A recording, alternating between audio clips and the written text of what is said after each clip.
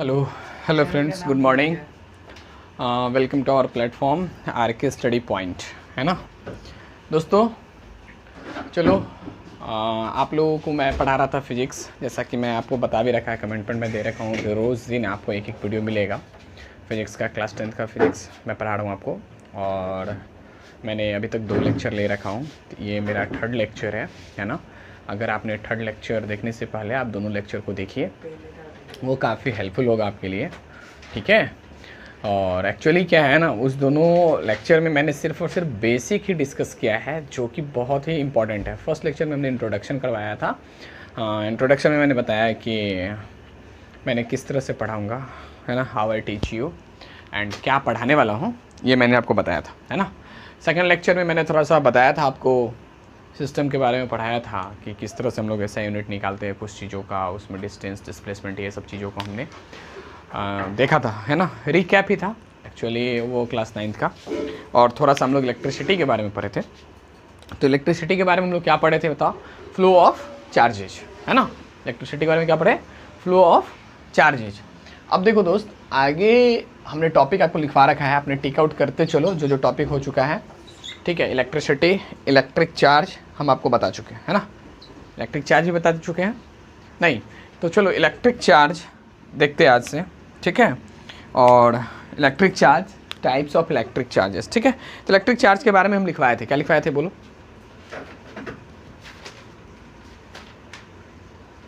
Electric charge is a property of the matter which is attract or repel other charges. हाँ देखो, electric charge होता क्या है ना, सिंपल। जो इलेक्ट्रिक चार्ज एक इंटरनल प्रॉपर्टी होता है ना। इलेक्ट्रिक चार्ज किसी भी वस्तु का क्या है, एक इंटरनल प्रॉपर्टी होता है। जैसे कि हम लोग उस दिन देखे थे क्या, कॉम्ब वाला, है ना। कॉम्ब और एक तुम्हारा क्या था, स्मॉल पीसेस ऑफ पेपर था।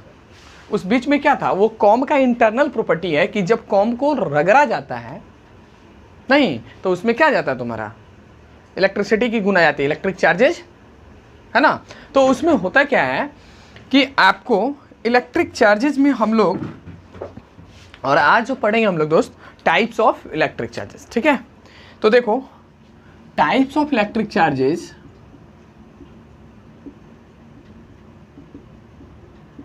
टाइप्स ऑफ इलेक्ट्रिक चार्ज, ठीक है।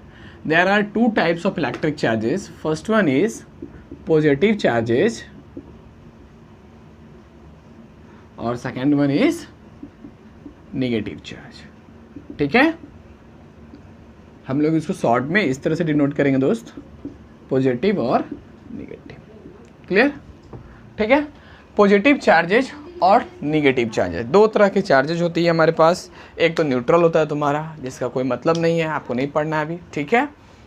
और आपको जो अभी जो बेसिकली आपको जो ध्यान रखना है, पॉजिटिव चार्जेज और negative charges. How many types of charges?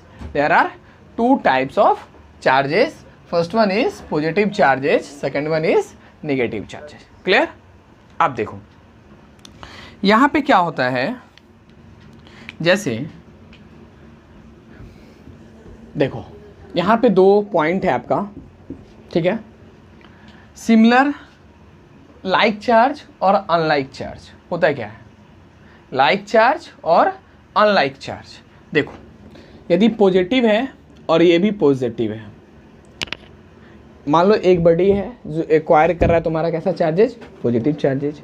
एक अदर बॉडी है, वह भी बॉडी तुम्हारा कैसा चार्ज एक्वायर कर रहा है, पॉजिटिव चार्जेज। तो ये कैसा चार्जेज होगा बताओ?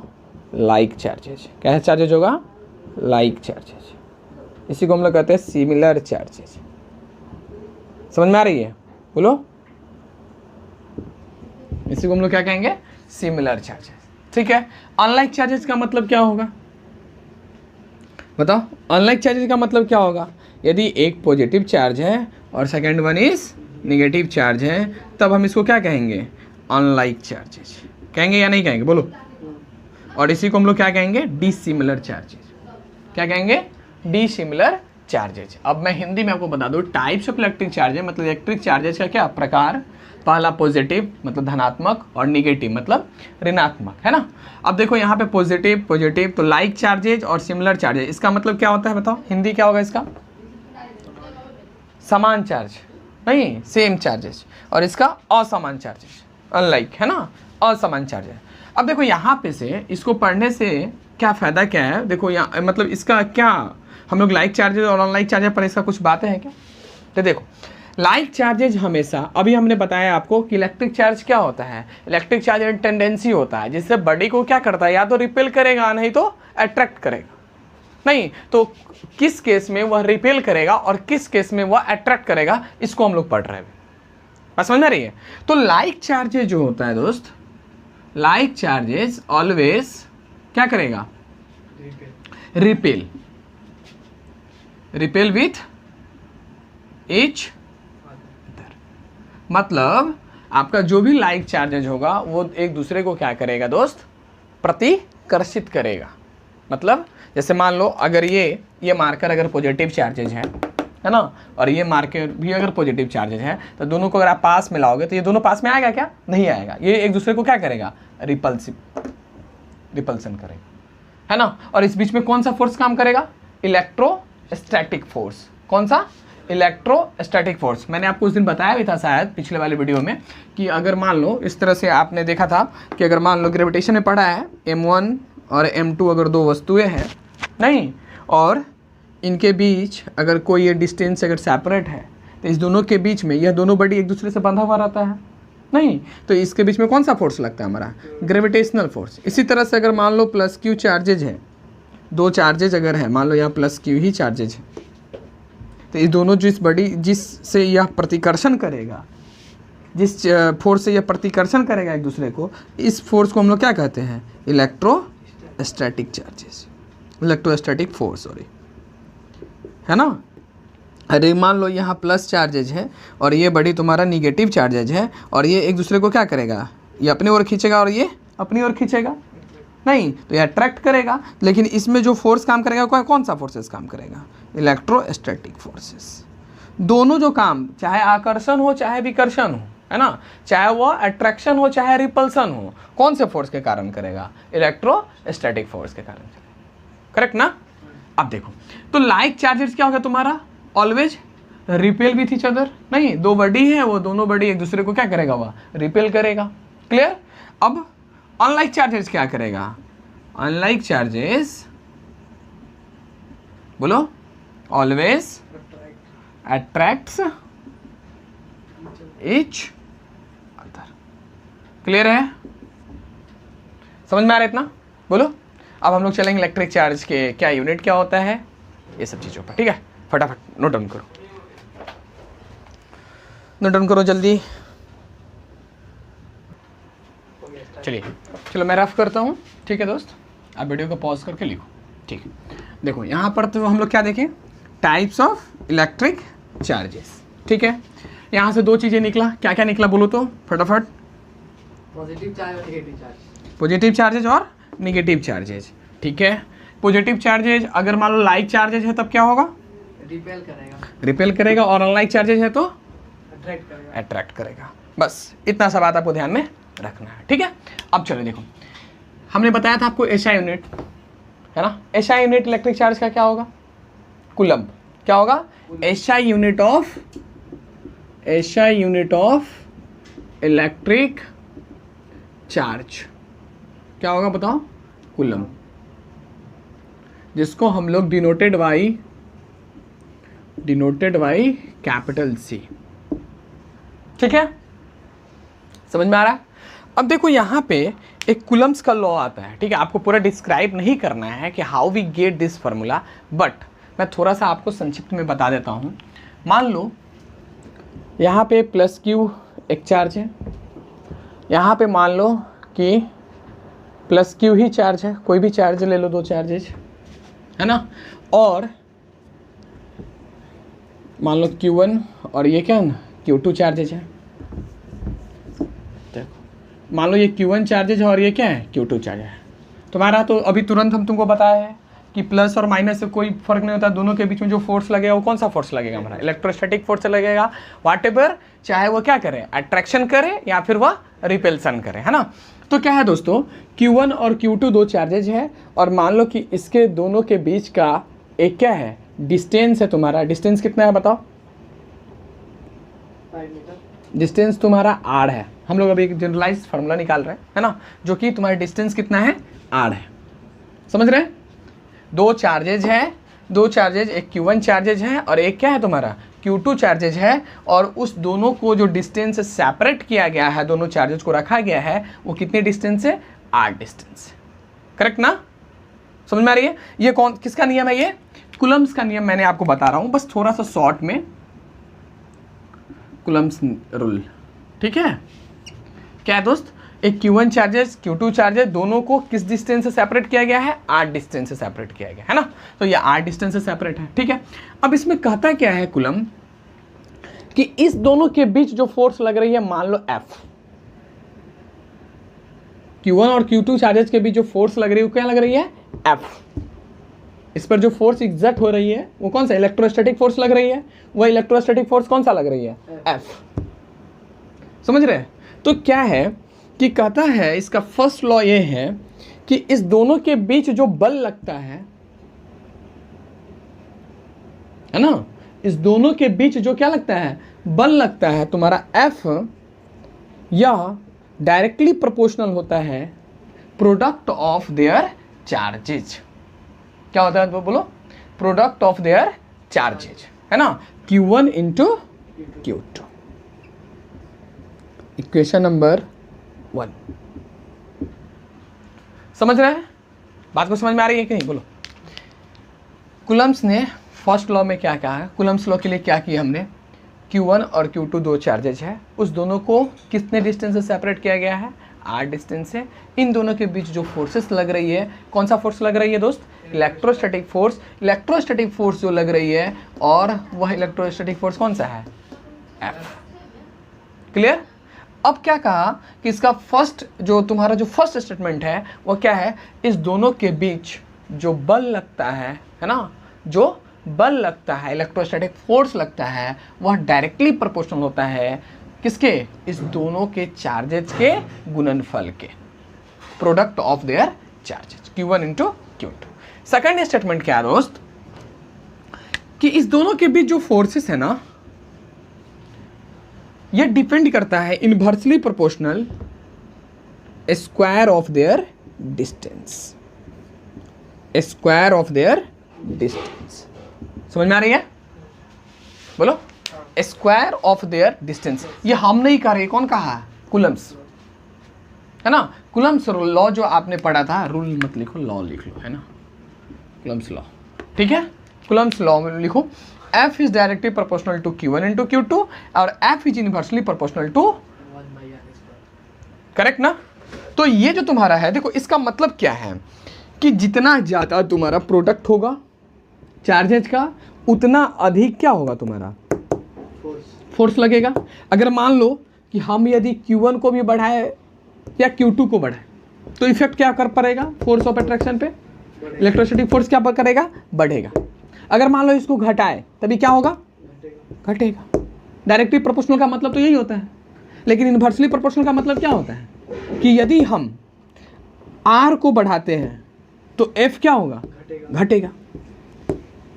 नहीं, आप देखे हैं ना, न्यूमरेटर और डिनोमिनेटर होता है ना, बोलो। यदि हम न्यूमरेटर अगर 1 रखते हैं और डिनोमिनेटर अगर 2 रखते हैं तो कितना आता है, 0.5 आएगा। अगर न्यूमरेटर हम कांस्टेंट रखें मान लो और डिनोमिनेटर को बढ़ाएं, क्या होगा, घटेगा, बोलो।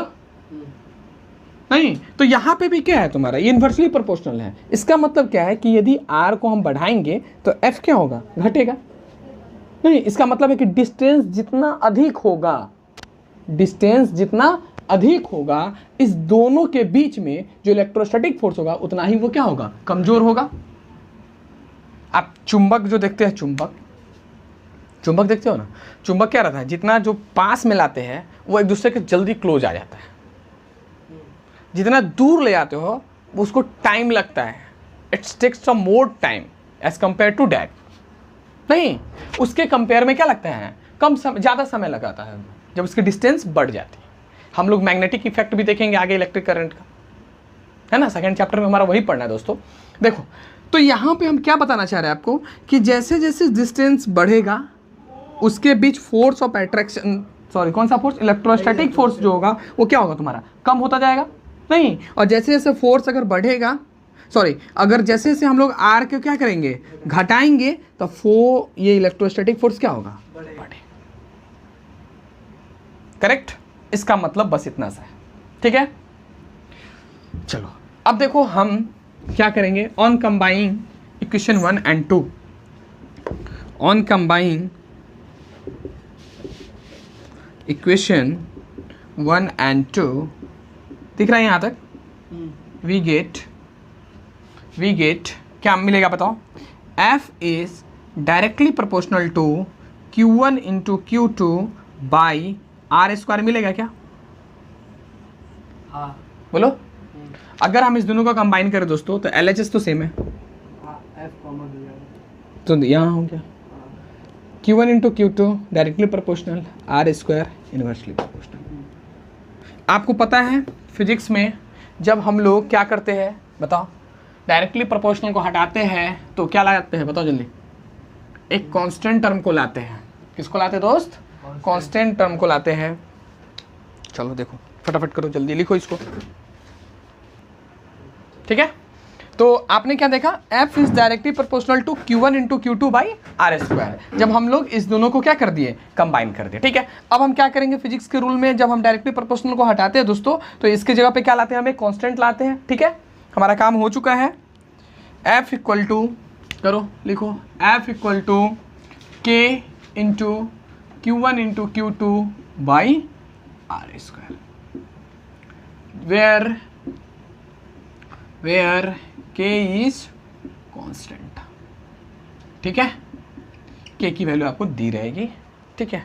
K की वैल्यू कितना लेना है नहीं लेना है सब न्यूमेरिकल करेंगे, बेसिकली ये क्लास 12 में आपको पढ़ना है, ठीक है। मैंने आपको थोड़ा सा आपको यहाँ पे हिंट दे दिया, ठीक है। चलो आगे चले, मिटाते हैं।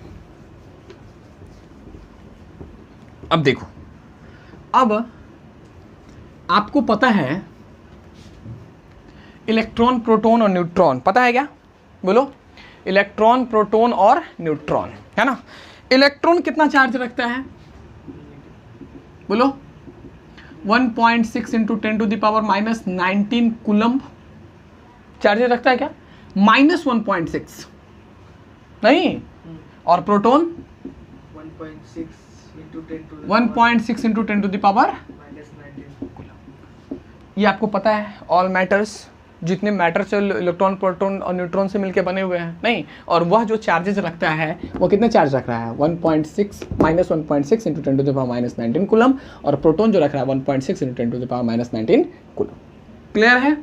अब देखो यहाँ से हम आपको क्या बताना चाह रहे हैं कि ये इतना क्या रखा, चार्जेज, है ना। इसमें इलेक्ट्रॉन्स की संख्या कितनी है, एक क्वेश्चन लिखो, लिखो जल्दी फटाफट। Calculate the number of electrons, calculate the number of electrons, calculate the number of electrons constituting 1 coulomb of charge.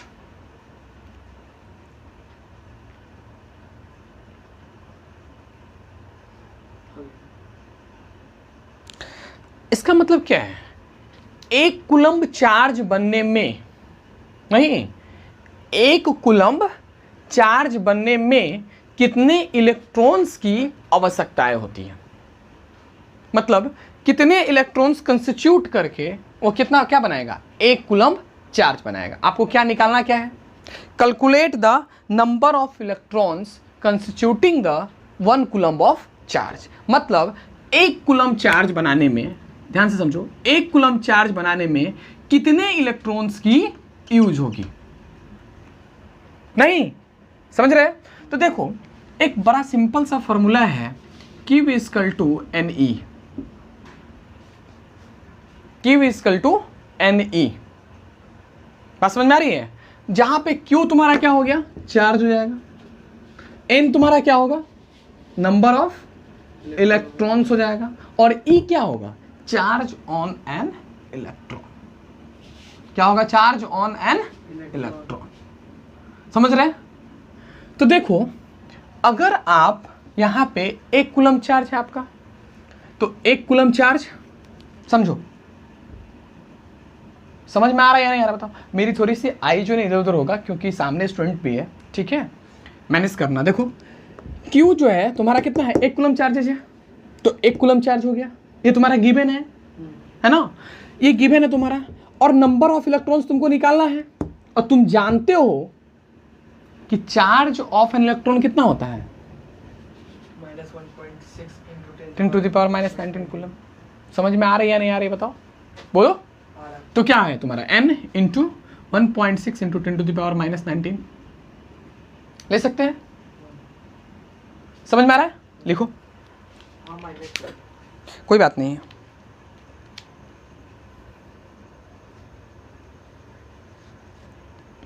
Minus तुम्हारा सिर्फ और सिर्फ दर्शाता है वो, ठीक है, लिखेगी नहीं। नहीं यहाँ पे नहीं लिखे, देखिए यहाँ, तो यहाँ नंबर ऑफ इलेक्ट्रॉन्स निकालेंगे तो क्या होगा, 1/1.6 इंटू 10 टू द पावर -19। आप इसको सॉल्व कीजिए, तो नंबर ऑफ इलेक्ट्रॉन्स कितना आएगा बताओ, बोलो जल्दी बोलो। आप इसको सॉल्व कर सकते हैं इस तरह से, देखो यहाँ 10/16 इंटू 10 टू द पावर 19, बोलो करो इसको सॉल्व, n कितना निकलेगा, 10/16 करोगे तो कितना आएगा बताओ, 6.25 आएगा क्या, 1685, ठीक है, 6.25 ये आएगा क्या, Maybe। नहीं, कैसे ये आएगा, यहाँ क्या करो, एक जीरो और बढ़ा लो तुम, तो ये सॉरी रुक जाओ, एक स्टेप हम बढ़ा देते हैं तो कन्फ्यूजन हो जाएगा। n इक्वल टू 10 इंटू 10 के पावर 18 लिख सकते हैं क्या, बाई 16, बोलो लिख सकते हैं ना, तो n कितना हो जाएगा, 100 दिख रहा है ना, 100 इंटू 10 के पावर 18 बाई 16। अब इसको अगर सॉल्व करोगे तो 16 छक 16 6 जा 96, 4 0 16 2 जा 32, 16 पंचे 80 इंटू 10 टू द पावर 18। मतलब 1 कूलम चार्ज बनाने में कितना नंबर ऑफ इलेक्ट्रॉन्स लगेंगे, कंस्टिट्यूट होंगे, 6.25 इंटू 10 टू द पावर 18। ये तुम्हारा क्या चीज से हम लोग निकाले, फार्मूला से, Q इक्वल टू एनी। आप फार्मूला का ही यूज करेंगे तो कोई दिक्कत नहीं है, ठीक है, इस पर बहुत सारे लॉट्स ऑफ क्वेश्चंस बन सकते हैं। आप इसी तरह से तुम किस में निकाल सकते हो बताओ, नंबर ऑफ इलेक्ट्रॉन्स किस में भी निकाल सकते हो, प्रोटॉन में भी निकाल सकते हो, निकाल सकते हो, प्रोटॉन में भी सेम आएगा, NP लिख देंगे, NP क्या लिखेंगे, Ne ये फार्मूला है तुम्हारा, उसी के बाद प्रोटॉन लेंगे बस, ठीक है, क्वेश्चन में जो रहेगा। अब देखिए, तो यहाँ पे Q क्या है आपका बताइए, चार्ज है, N क्या है आपका, नंबर ऑफ इलेक्ट्रॉन्स, और E क्या है तुम्हारा, charge on an electrons, correct, ठीक है दोस्तों, समझ में आ रहा है ना, बोलो। थोड़ा सा हम लोग आराम आराम से पढ़ेंगे लेकिन पूरी कॉन्सेप्ट आके क्लियर हो जाएंगे दोस्तों, ठीक है, फिजिक्स का। चलिए आगे पढ़ते हैं। अब तुम्हारा एक छोटा सा बहुत टॉपिक है भाई, कंडक्टर और इंसुलेटर। होता क्या है कंडक्टर और इंसुलेटर, देख लो, आपको भी पता है, हम ऐसा समझ रहे हैं कि आपको पता है कंडक्टर और इंसुलेटर होता क्या है, पता है या नहीं बताओ, बोलो, कंडक्टर पता है ना, चलो इसको मिटाए, कंडक्टर और इंसुलेटर बताओ जल्दी, कंडक्टर क्या होता है, इंसुलेटर क्या होता है। कंडक्टर जो अपने से इलेक्ट्रिसिटी अपने अंदर से पास कर रहे हैं, और इंसुलेटर जो अपने अंदर से इलेक्ट्रिसिटी पास नहीं करने देता। एकदम सिंपल सा बातें हैं। कंडक्टर होता क्या है सर, सिंपल बात है भाई कि कंडक्टर वैसा मटेरियल, मान लो कोई मटेरियल है ना, वो अपने से होकर passes through the current which allows to passes through the current throughout this. नहीं, अगर मान लो ये है मार्कर है ना, इसको कंडक्टर कब कहेंगे, जब इधर से हम करंट देंगे और इधर फिर हमको करंट मिलेगी, तो ये क्या होगा तुम्हारा, कंडक्टर होगा। अदरवाइज ये क्या होगा तुम्हारा, इंसुलेटर होगा। सिंपल बात है, एज सिंपल एज दैट। जैसे हम लोग देखते हैं कि लाइन जब ठीक करना रहता है तो हम लोग क्या लेते हैं, ड्राई वुड। ड्राई वुड क्यों लेते हैं, क्योंकि वो तुम्हारा क्या है, बैड कंडक्टर ऑफ इलेक्ट्रिसिटी है। बैड कंडक्टर ऑफ इलेक्ट्रिसिटी है, इट मीन्स क्या, इंसुलेटर है, जिससे वो करंट पास नहीं होती है। अगर करंट पास होती है तो आपको झटका लगेगा। बात समझ में आ रही है। तो कंडक्टर का सिंपल सी बात है भाई कि वैसा वैसा क्या पदार्थ, वैसा मैटर्स जो अपने से होकर मतलब क्या, throughout this which allows to passes the current, नहीं जो पास करने के लिए करंट को अगर वो जाने दे उसको क्या कहेंगे हम लोग, कंडक्टर कहेंगे। अदरवाइज जो नहीं पास करवाए उसको क्या कहेंगे हम लोग, इंसुलेटर कहेंगे। As simple as that. Clear हुआ? बोलो। चलो अब आगे चलते हैं। अब देखो इसके बारे में बहुत सारे डिटेल है, आपकी बुक में जाके रीडिंग करो थ्रू आउट, है ना, थ्रू आउट द रीडिंग करो, आपको वहां से क्लियर हो जाएगा सब कुछ, ठीक है। तो और जो है तुम्हारा क्या करो, रीडिंग करो, ठीक है। तो अब देखो, ठीक है, तो इसमें आपका कंडक्टर और इंसुलेटर हो गया दोस्तों। कंडक्टर का मतलब समझ गए, वैसा मैटर, वैसा सब्सटेंसेस जिससे होकर इलेक्ट्रिसिटी पास हो भाई, वो क्या हो गया तुम्हारा कंडक्टर हो गया। और जिससे इलेक्ट्रिसिटी पास ना हो वो क्या हो गया तुम्हारा इंसुलेटर हो गया, ठीक है। जैसे कि तुम देखते हो जितने सारे मेटल्स हैं, जैसे सिल्वर हो गया, गोल्ड हो गया तुम्हारा, है ना, कॉपर हो गया, अल्युमिनियम हो गया, ये सब तुम्हारा क्या है, bad conductor of, sorry good conductor of electricity. इससे होकर क्या होता है दोस्त, करंट आसानी से पास होता है ना। जैसे कि आप घर में भी यूज़ करते हैं कॉपर की वायर, यूज़ करते हैं कि नहीं बताओ, कॉपर वायर। अल्युमिनियम वायर हम लोग नहीं लेते, अल्युमिनियम वायर सस्ता होता है नहीं, लेकिन फिर भी अल्युमिनियम वायर हम लोग नहीं लेते, क्यों, क्योंकि उतना अच्छा वो गुड कंडक्टर ऑफ इलेक्ट्रिसिटी नहीं है। समझ में आ रही बात को? तो ये तुम्हारा क्या है, कंडक्टर हुआ, और ये तुम्हारा इंसुलेटर हुआ। अब एक आता है और सेमी कंडक्टर, जो कि आपको नहीं पढ़ना है अभी, आप आगे जाओगे तो पढ़ोगे, ठीक है दोस्तों। तो आज के वीडियो में इतना ही रखें क्या, आपको समझ में आ रहा है या नहीं आ रहा है, please let me know by the, क्या करना है आपको, बस एक ही काम करना है आपको, है ना, कमेंट, ठीक है दोस्तों। और कोई दिक्कत हो तो आप बोलना, ठीक है। तो हम लोग मिलते हैं नेक्स्ट वीडियो में। आप अच्छे से वीडियो को देखिए, ध्यान से देखिए, आपको जरूर समझ में आएगा। नहीं समझ में आए तो फिर आप क्वेश्चन क्या करो, आस्क करो, ठीक है। चलो नेक्स्ट वीडियो में लोग पढ़ेंगे आगे जाकर इलेक्ट्रिक पोटेंशियल, है ना, electric potential difference, how to calculate the potential difference, ये सब चीज़ों को हम लोग आगे की वीडियो में पढ़ेंगे, ठीक है। Thank you so much, bye, take care.